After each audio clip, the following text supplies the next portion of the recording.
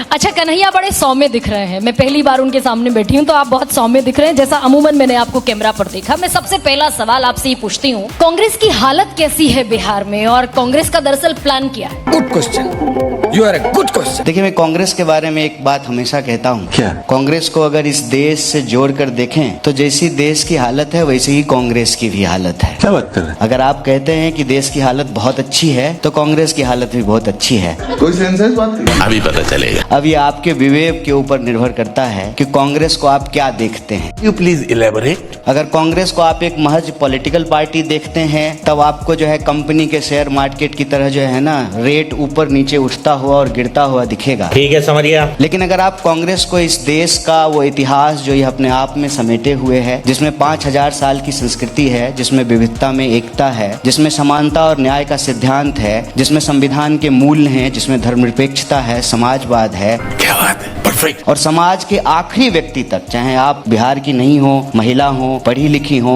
नहीं पढ़ी लिखी हो, हवाई जहाज हो आपके पास या आपके पास टूटी साइकिल हो, सबके पास एक बराबरी का अधिकार हो। ये बड़ी अच्छी बात कही है। इस विचार के वाहक के तौर पे अगर आप कांग्रेस पार्टी को देखते हैं तो आपको शेयर मार्केट के सूचकांक में सीटों की संख्या के हिसाब से कांग्रेस उठती और गिरती हुई नहीं दिखेगी। कांग्रेस आपको इस देश के समता के सिद्धांत में रची बसी एक पार्टी के तौर पे दिखेगी, एक जन आंदोलन के तौर पे दिखेगी।